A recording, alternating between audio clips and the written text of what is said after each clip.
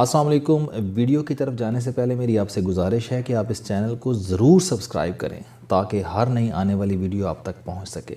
चलें, आप बेड पर लेट जाएं, इंजेक्शन का वक्त हो गया है। नर्स ने कमरे में दाखिल होते ही सख्ती से कहा। हम दोनों ने एक दूसरे की तरफ देखा और फिर नर्स को देखा। वो इंजेक्शन का सामान उठाकर सामने खड़ी थी और उसके चेहरे पर बेजारी और थकावट थी। मैंने घबराए हुए लहजे में पूछा, हम बेड पर क्यों लेटें? हमें इंजेक्शन क्यों लगेगा? उसने घूर कर हमारी तरफ देखा और फिर पूछा, तुम दोनों में मरीज़ कौन है? मैंने अपने दोस्त की तरफ देखा और दोस्त ने मेरी तरफ, और हम फिर नर्स से मुखातिब हुए, क्या हम आपको मरीज़ दिखाई दे रहे हैं? नर्स ने सख्ती से कहा, यह मजाक का टाइम नहीं है, मेरे पास और भी मरीज़ हैं, प्लीज़ बेड पर आ जाएं। अब उसकी नज़रों का फोकस मेरा दोस्त था। मुझे महसूस हुआ कि नर्स उसकी पुश्त पर इंजेक्शन ठोक कर रहेगी। उसने फ़ौरन हाथ जोड़ दिए और मस्कीन लहजे में बोला, मेरी बहन, मैं मरीज़ नहीं हूँ, मरीज़ बाहर लॉन में सिगरेट पी रहा है, हम उसकी अयादत के लिए आए हैं। नर्स को करंट सा लगा और गुस्से से बोली, क्या मरीज़ कीमियोथेरेपी में सिगरेट पी रहा है? हम दोनों ने हाँ में सर हिला दिया। नर्स पाँव पटकती हुई बाहर चली गई। हम दोनों उठे और बाहर लॉन में आ गए। हमारा मरीज़ दरख्त के साए में खड़ा होकर सिगरेट फूंक रहा था। दाएं बाएं उसके ज़ायरीन खड़े थे। वो उन्हें शेर सुना रहा था और वो कहके लगा रहा था। मरीज़ ने हमें देखा और मुस्कुरा कर कहा, चौधरी साहब आप बैठें, मैं सूटा लगा कर आ रहा हूँ। हमें मरीज़ की बात पर यकीन नहीं था, लिहाजा हम वहाँ खड़े रहे। मरीज़ ने आखिरी कश लगाया, सिगरेट नीचे फेंका, पाँव से मसला और हमारे साथ हस्पताल के कमरे में आ गया।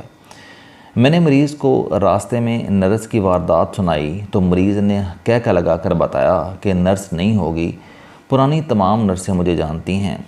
दूसरा, तुम लोग अपने चेहरे और हुलिये देखो, तुम दोनों शक्ल से मरीज़ लगते हो। शुक्र करो वो ज़बरदस्ती तुम लोगों की डैश पर इंजेक्शन नहीं लगा गई। हमने भी कह लगाया और मरीज़ के साथ कमरे में आ गए। उस मरीज़ का नाम सेनेटर मुशाहिदुल्लाह था। ये दूसरी मरतबा कैंसर जैसे मूजी मर्ज़ का शिकार हुए थे। उन्हें पहली मरतबा 2011 में कैंसर हुआ, इलाज हुआ, ये ठीक हो गए, लेकिन फिर 10 साल बाद कैंसर दोबारा फैल गया और ये हस्पताल पहुंच गए। लेकिन उनका जज्बा मुकम्मल सेहतमंद था। ये देखने वालों को शक्ल से कतन बीमार महसूस नहीं होते थे। कीमियोथेरेपी के दौरान सेशन अटेंड करते थे और पूरे मुल्क को शेर व शायरी से कह लगाने पर मजबूर कर देते थे। मैंने उनसे सीखा कि इंसान खा कितना ही बीमार क्यों ना हो, लेकिन उसे हौसला कायम रखना चाहिए और बीमार दिखाई नहीं देना चाहिए। मेरी तालिब इल्मी के दौर में एक मशहूर पामिस्ट होते थे, M.A. मलक। पंजाब यूनिवर्सिटी के करीब वादत रोड पर उनका घर था। मैं उन दिनों शदीद डिप्रेशन से गुजर रहा था। मैं उस फेज़ में उनके घर चला गया। वो घर के छोटे से लॉन में बैठे थे। मैं उनसे मिला। उन्होंने मेरे हाथ के प्रिंट्स लिए और इसके बाद हंसकर कहा, बेटा तुम जब मेरे घर में दाखिल हुए थे तो तुम्हारे कंधे झुके हुए थे, सीना अंदर था और गर्दन आगे की तरफ गिरी हुई थी। मैंने बड़े अरसे बाद इतना डिप्रेस्ड नौजवान देखा। आप केमिस्ट्री और पाम रीडिंग को छोड़ो, मैं तुम्हें एक मशवरा देता हूँ कि इंसान की अंदरूनी सूरत हाल कितनी ही बुरी क्यों ना हो, लेकिन वो उसके चेहरे, उसके जिस्म से नज़र नहीं आने चाहिए। आपके अंदर क्या चल रहा है उसे हमेशा अंदर छुपा कर रखो। बाहर से सर उठाकर, सीना फैलाकर पूरे एतमाद के साथ चलो, तुम्हारी ज़िंदगी अच्छी गुजरेगी। मैंने ये बात पल्ले बांध ली और वो दिन है और आज का दिन है। मैं कभी गर्दन और सर झुका कर नहीं चलता। हालात जो भी हों, मैं उन्हें कभी अपनी चाल, अपने चेहरे और अपनी आवाज़ में नहीं आने देता। मुशाहिदुल्लाह की नर्स ने मुझे उस दिन एक बार फिर M.A. मलक याद करा दिया और मुझे महसूस हुआ कि शायद हमारे चेहरे बीमार दिखाई देते हैं, जबकि मुशाहिदुल्लाह अपनी बीमारी अपने चेहरे पर नहीं आने दी। उसके जिस्म में कैंसर कितना फैल चुका है, ये कितना कमज़ोर हो गया है और उसके बदन में कहाँ कहाँ दर्द होता है, ये उसे अपने चेहरे तक नहीं आने दे रहा, और ये उसका कमाल है। मैंने ज़हीरुद्दीन बाबर के बारे में पढ़ा था कि उसे एक बार जिस्म पर ख़ारिश हो गई। ख़ारिश इतनी शदीद थी कि अगर कोई कपड़ा उसके जिस्म से छू भी जाता था तो उसके मुंह से चीख निकल जाती थी। उसके मुखालिफ शेबानी ख़ान को पता चला तो वो अयादत के बहाने उसकी तकलीफ़ इंजॉय करने के लिए आया। بابر کو اطلاع ہوئی تو اس نے سر سے لے کر پاؤں تک شاہی لباس پہنا، سر پر تاج رکھا اور دربار میں آ کر اس کے سامنے بیٹھ گیا۔ شیبانی خان سارا دن اس کے ساتھ بیٹھا رہا۔ اس نے کھانا بھی اس کے ساتھ کھایا، لیکن بابر نے اپنی تکلیف اپنے چہرے اور آواز تک نہیں آنے دی، یہاں تک کہ آخر میں شیبانی خان مایوس ہو کر چلا گیا۔ مہمان جو ہی محل سے نکلا تو بابر نے فوری طور پر اپنا سارا لباس اتار کر پھینک دیا۔ پورے دربار نے دیکھا کہ اس کا پورا جسم سرخ تھا اور اس پر بڑے بڑے آبلے بن چکے تھے۔ وہ سارا دن انہیں برداشت کرتا رہا تھا۔ میرے ساتھ خود ایک عجیب واقعہ پیش آیا تھا۔ راولپنڈی میں میرے ایک دوست ہوتے تھے، میں لاہور میں رہتا تھا، ان سے خط اور فون کے ذریعے رابطہ رہتا تھا۔ مجھے انہوں نے بہت اصرار کر کے راولپنڈی بلایا۔ سردیوں کا موسم تھا، کڑاکے کی سردی پڑ رہی تھی۔ میں بس کے ذریعے بڑی مشکل سے ان کے گھر پہنچا، لیکن خلاف معمول ان کے رویے میں گرمجوشی نہیں تھی۔ انہوں نے بڑے دھیمے سے انداز میں میرے ساتھ ہاتھ ملایا، مجھے بٹھایا، کھانا کھلایا اور چائے پلائی۔ وہ میری خدمت کر رہے تھے، لیکن مجھے اس خدمت میں حرارت محسوس نہیں ہو رہی تھی۔ میں 3 گھنٹے ان کے پاس بیٹھا رہا، ان سے گپ لگاتا رہا۔ وہ میرا ساتھ بھی دیتے رہے، لیکن مجھے مزہ نہیں آیا۔ میں نے آخر میں ان سے تکلفاً کہا کہ آپ مجھے اجازت دیں، میں واپس لاہور چلا جاتا ہوں۔ میرا خیال تھا کہ وہ مجھے رکنے کا کہیں گے، مگر توقع کے خلاف انہوں نے کہا کہ جیسے آپ کی مرضی۔ مجھے بہت برا لگا اور میں ان سے مل کر لاہور واپس چلا گیا۔ اب واپسی کا سفر بہت اذیت ناک تھا۔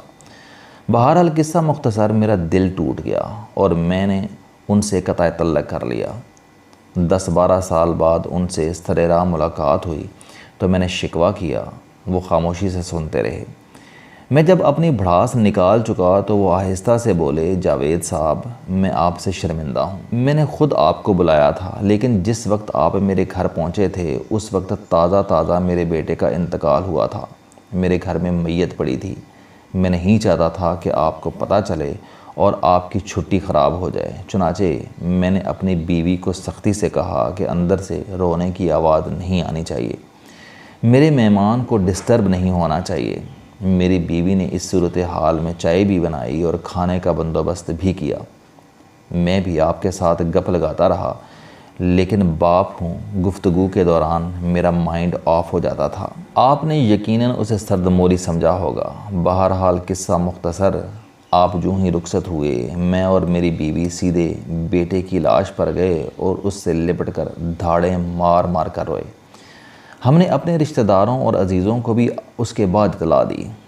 میرے دوست اس کے بعد پھوٹ پھوٹ کر رو پڑے، جبکہ مجھ پر سختہ طاری ہو گیا اور میں ان کے پاؤں میں بیٹھ گیا۔ آپ اس شخص کا حوصلہ دیکھیں، وہ اس حالت میں بھی میری خدمت کرتا رہا تھا، میرے لطیفے اور واہیات گفتگو سنتا رہا تھا، اور اس نے اپنے دکھ کو اپنے چہرے، اپنی آنکھوں تک نہیں آنے دیا تھا۔ میری زندگی کا نچوڑ ہے کہ دنیا کو ہمارے دکھوں اور تکلیفوں سے کوئی فرق نہیں پڑتا، لہٰذا ہمیں چاہیے کہ ہم اگر بیمار ہیں تو مشاہد اللہ کی طرح اپنی بیماری کو گردن سے نیچے چھپا لیں، اسے چہرے پر نہ آنے دیں۔ ہم اگر غریب ہیں تو غربت ہماری شکل اور ہمارے جسم پر دکھائی نہیں دینی چاہیے۔